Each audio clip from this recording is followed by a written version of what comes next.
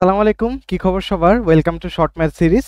তো এই short math সিরিজে তোমাদের একটা প্লেলিস্ট ক্রিয়েট করে দিব আমি, যে প্লেলিস্টে তোমাদের অ্যাকাউন্টিং এবং ফাইন্যান্সের প্রত্যেকটা শর্ট ম্যাথের যতগুলো প্রবলেম আছে সেই প্রবলেমের সলিউশন দেওয়ার ট্রাই করব। তো আজকের ভিডিওতে আমরা আর্থিক বিবরণীর অনেক গুরুত্বপূর্ণ একটা সমন্বয়, যে সমন্বয়তে প্রায় তোমাদের ভুল হয় এবং তোমাদের কনফিউশন ক্রিয়েট হয়, সে এমন একটা সমন্বয় নিয়ে আজকে আমরা কথা বলবো। দেখো, আমাদের আর্থিক বিবরণীর অন্যতম ইম্পর্ট্যান্ট একটা সমন্বয় হচ্ছে বিজ্ঞাপনের একটা অংশ অবলোপন করতে বলে অথবা বিলম্বিত করতে বলে। হ্যাঁ, তো আমরা মাঝে মধ্যে কনফিউজড হয়ে যাই যে বিলম্বিত হলে কিভাবে ক্যালকুলেট করতে হবে বা অবলোপিত হলে কিভাবে ক্যালকুলেট করতে হবে। তো ক্যালকুলেশনে আমরা চলে যাব, তার পূর্বে তোমাদেরকে একটা ধারণা দিয়ে নিই। দেখো, বিজ্ঞাপন খরচ কিন্তু দুই পাশে প্রভাব ফেলে। হ্যাঁ, বিলম্বিত বিজ্ঞাপন তোমার কয় পাশে প্রভাব ফেলবে? দুই পাশে প্রভাব ফেলবে। একটা হচ্ছে বিশদায় বিবরণীতে, আর একটা কি তোমার, আর একটা হচ্ছে আর্থিক অবস্থার বিবরণীতে, রাইট?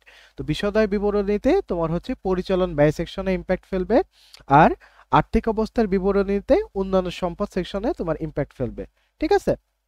তো এই বিলম্বিত বিজ্ঞাপন এবং অবলোপিত বিজ্ঞাপন যখন করতে দেয় তখন দুইটা আমরা একইভাবে সলভ করে ফেলি। তো দেখো, ধরো ধরো এটা আমরা এখন একটু সলভ করি। আহ, ধরো তোমার হচ্ছে 10,000 টাকা। হ্যাঁ, 10,000 টাকা বিজ্ঞাপন দেওয়া আছে। 10,000 টাকা বিজ্ঞাপন দেওয়া আছে। এখন আমাদেরকে বললো, কোশ্চেনে বলে দিল যে 2/5 অংশ বিলম্বিত করতে হবে। তো বিলম্বিতটা আমরা কিভাবে সলভ করব চলো দেখে নিই। ধরো 10,000 টাকা, 10,000 টাকা তোমার হচ্ছে বিজ্ঞাপন। হ্যাঁ, বিজ্ঞাপন এর কত অংশ বিলম্বিত? 2/5 অংশ বিলম্বিত করতে হবে, রাইট? তো বিলম্বিত করতে হবে যখন বলা থাকবে, তখন আমরা কিভাবে কাউন্ট করব? 10,000-কে 5 দিয়ে ভাগ দিলে কত থাকলে? 2,000। 2 এর সাথে তোমার 2 গুণ দিব। হ্যাঁ, অর্থাৎ তোমার 4,000 টাকা। তো এই 4,000 টাকা তোমার হচ্ছে পরিচালন ব্যয়। পরিচালন ব্যয় সেকশনে বিজ্ঞাপন, ধরো বিজ্ঞাপন যদি 10,000 টাকা থাকে, তাহলে বিলম্বিত হিসেবে বাদ যাবে কত? বিলম্বিত হিসেবে তোমার 4,000 টাকা বাদ যাবে। হ্যাঁ, 4,000 টাকা বাদ যাবে। এটা হচ্ছে তোমার নর্মাল ক্যালকুলেশন। সবসময় মাথায় রাখবা যে বিজ্ঞাপন থেকে অলওয়েজ তোমার বিলম্বিত অংশটা বাদ যায়। কি বাদ যায় বলো তো? বিলম্বিত অংশটা বাদ যায়, এটা সবসময় মাথায় রেখে দিবা। ঠিক আছে? তার মানে আমার বিলম্বিত অংশটাই মূলত বের করতে হবে, বিলম্বিত অংশটা বাদ যাবে। হ্যাঁ, এখন আসি তোমার যখন অবলোপন থাকবে। যখন অবলোপন থাকবে আমরা আবার একটু আগের পৃষ্ঠায় যাই, যে দেখে আসি কি বলা আছে। যখন তোমার হচ্ছে অবলোপন থাকবে, যখন তোমার অবলোপন থাকবে, অবলোপিত করতে হবে 2/5 অংশ, তখন আমার কিন্তু ক্যালকুলেশন ডিফারেন্ট হবে। যখন 2/5 অংশ অবলোপিত করতে হবে বলা থাকবে, তার মানে আমার 3/5 অংশ হচ্ছে বিলম্বিত। আমি তোমাদেরকে একটু আগে কি বললাম, যে সবসময় আমার বিলম্বিতটা বের করতে হবে, রাইট? কি বের করতে হবে?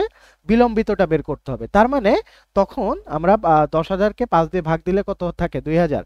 তো তখন এই 2,000-কে আমরা 3 দিয়ে গুণ দিব। কি দিয়ে গুণ দিব? 3 দিয়ে গুণ দিব। কেন 3 দিয়ে গুণ দিচ্ছি? কারণ এই 3 অংশটা হচ্ছে আমার বিলম্বিত অংশ। কি অংশ? এই 3 অংশটার নাম বিলম্বিত অংশ। তো আমার টোটাল কত থাকতেছে? 6,000। হ্যাঁ, তো আমরা এখন একটু দুই পাশে দেখি কোথায় কোথায় যাবে, কোন কোন সেকশনে যাবে। তো এই পরিচালন আমার হচ্ছে বিশদ আয় বিবরণীতে, বিশদ আয় বিবরণী, বিশদ আয় বিবরণীতে আমার হচ্ছে তোমার বিজ্ঞাপন, বিজ্ঞাপন তোমার 10,000 মাইনাস বিলম্বিত, বিলম্বিত, বিলম্বিত কত? তোমার হচ্ছে 6,000 পেলাম, রাইট? 6,000 বাদ দিতে হবে, তো এখানে 4,000 থাকতেছে। তো আমার আর্থিক অবস্থার বিবরণীতেও বিলম্বিত বিজ্ঞাপন হিসেবে 4,000 থাকবে।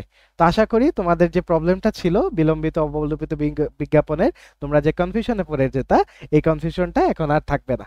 তো আসসালামু আলাইকুম, দেখা হচ্ছে পরবর্তী শর্ট ম্যাথ সিরিজের অন্য একটি ম্যাথ নিয়ে। ওকে।